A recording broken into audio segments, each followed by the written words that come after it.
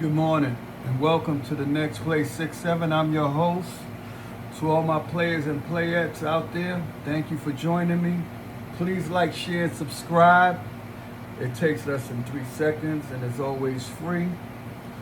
Okay, so I would like to start the day off by speaking about the quiz of the day, which was yesterday's quiz was, who was the Say Hey Kid? And the answer is Willie Mays, the great Willie Mays. Arguably one of the greatest, probably the best player, the greatest player to ever live. Some may argue. I have no qualms about that for sure, because I've known him, I watched him. I'm 62 years old, young, and I've watched him as I was a kid play. Outstanding. It looked like he was playing, like he was doing something else, like he was ballerina type. The way he moved like a gazelle, he ran like a deer. He was amazing with a powerful arm, powerful bat. He moved gracefully. Like, it was amazing to see him play. He was a hell of a player. My quote of today is, it's the possibility of having a dream come true that makes life interesting. And that's by Paulo Coelho or Colo. I don't know, it's spelled crazy.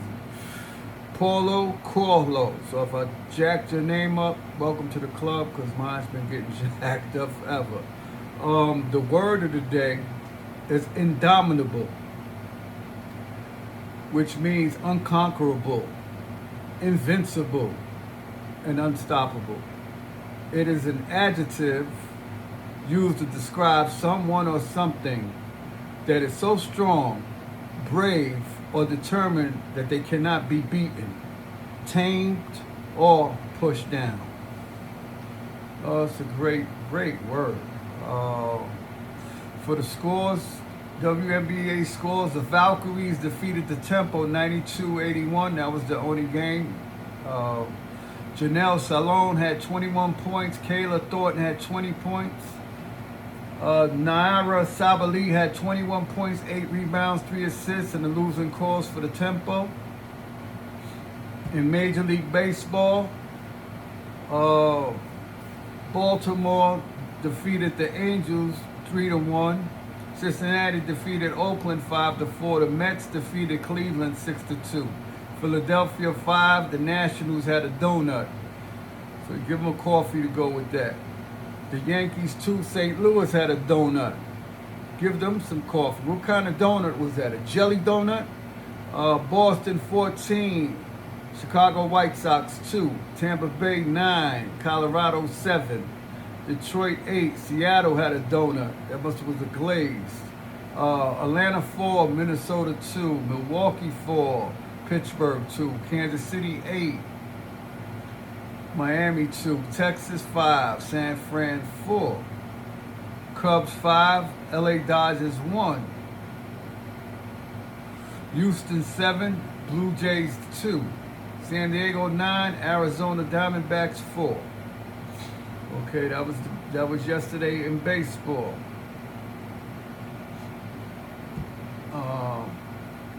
Talking about the great Willie Mays today. One of the greatest baseball players in history. Willie Mays thrilled fans for over 23 years. A 23-year career with his powerful bat and astonishing defensive skills. They called him the triple killer, because when they hit it deep, he chased it down, man, like a gazelle. You should see his moves. Like, they got tape of him. Check him out. Great bad boy. Willie Mays was one of the greatest baseball players in history. The Alabama native began his professional baseball career in the Negro Leagues before joining the New York Giants in 1951. Celebrated for his superb all-around play, the center fielder was twice named MVP and remains among all-time leaders in home runs, hits. Hayes, whose nickname was the Say Hey Kid, was elected to the Baseball Hall of Fame in 1979 and later became a special assistant to the Giants organization. He died in June 2024 at the age of 93. His full name was Willie Howard Mays Jr., born May 6, 1931, Westfield, Alabama. His spouse was Margaret Wendell Chapman, 1956 to 1963, and May Louise Allen Mays, 1971 to 2013. He had a child named Michael. Astrological sign, he was a Taurus, the bull. Early life of baseball prodigy. Willie Howard Mays was born on May 6, 1931 in the African-American mill town of Westfield, Alabama. The only child of Willie Sr., a semi-pro ball player named Cat, and Annie Satterwhite, a champion high school sprinter. Willie Jr. grew up under the close watch of two aunts after his parents' relationship dissolved. After moving to nearby Fairfield with his father, Willie Jr. became a bat boy and occasionally player for the Fairfield Stars in the Birmingham Industrial League alongside Willie Sr. In addition to his baseball prowess, the gifted teenager athlete starred on the football and basketball teams at Fairfield Industrial High School. In 1948, the same year Jackie Robinson broke the Major League Baseball color barrier, 16-year-old Mays began playing for the Birmingham Black Barons of the Professional Negro Leagues on weekends. His part-time schedule with the team allowed him to remain in school. At 16, wow, prodigy. Wow, so he was the Moses Malone of baseball. How about that? 16 years old, played part-time so he could play baseball on the weekend at 16 years old. So that's Moses right there of baseball. Mays signed with the New York Giants after graduating from high school in 1950 and was sent to the minor leagues. Damn, how old was he in 1950? 19. Wow, it's amazing. That's crazy, right?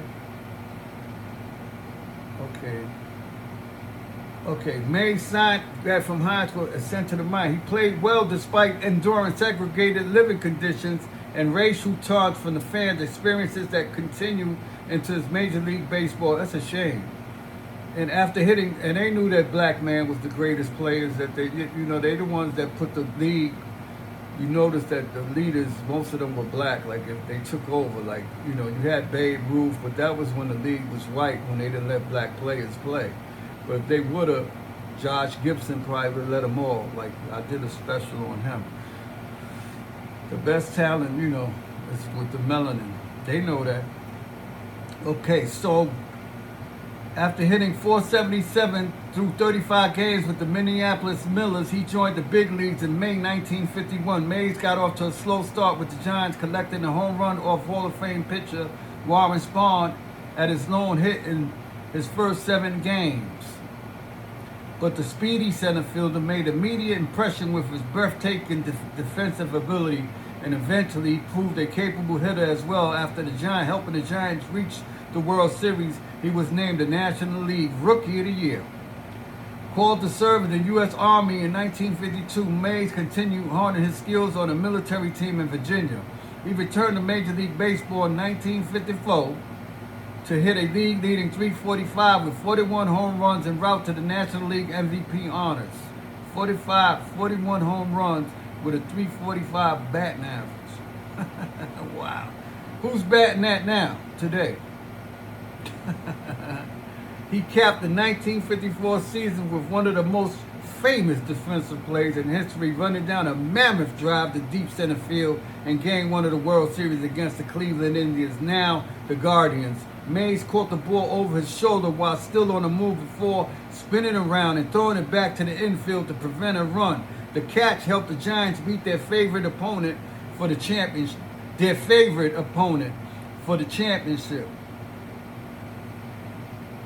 Willie Mays famously played stickball with the kids in Harlem, New York, where he lived while the Giants were located in New York. Man, I wish they never would have moved from New York, and the Dodgers, man. I don't know why New York let them walk, man.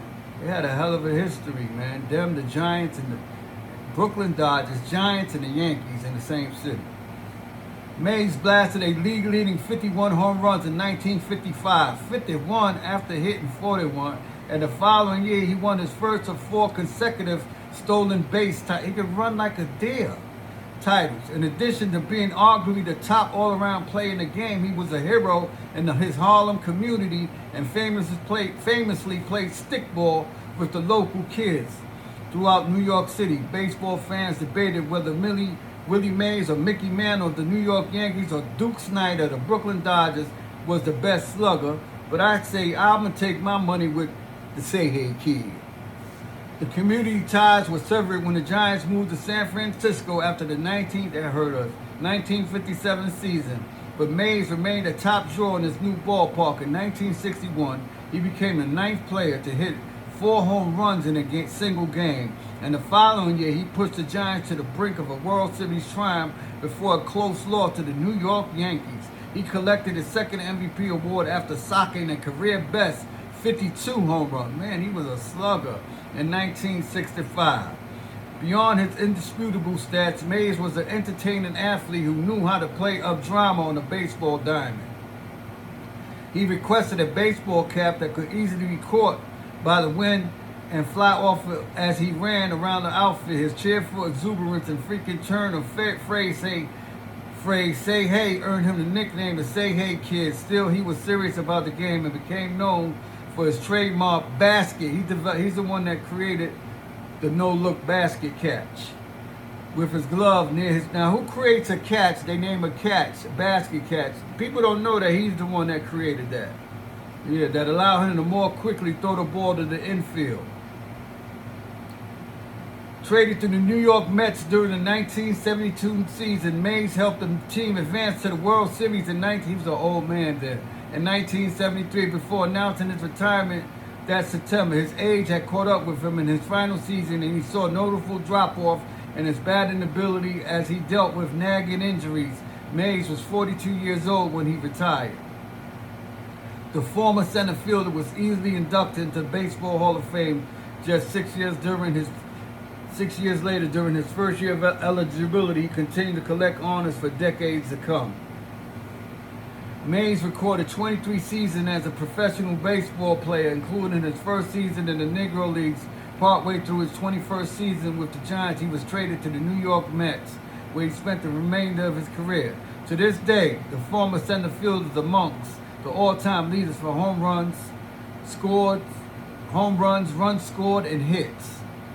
Mays' regular season stats include from his one season in the Negro Leagues total games, 3,005 hits, 3,293, number 12 all-time. Runs, 2,068, number 7 all-time. Home runs, 660, number 6 all-time. Batting average, 301. Put out 7,752. In the postseason, Mays appeared in 25 games, during which he secured 12 runs, 1 home run off 22 hits. He won the World Series with the Giants in 1954, made it to the championship with the team on 2 other occasions in 1951 and 1962. His 4th and final World Series appearance was in 1973 as the New York Mets lost to the mighty Oakland Athletics. They were mighty. They had Reggie Jackson. They had a player on there named Reggie, and they were stacked. I remember that. I was a kid, man. The Say Hey Kid was named the National. I was 10 years old. The Say Hey Kid was named the National League Rookie of the Year in 1951, earned the league's most valuable player twice.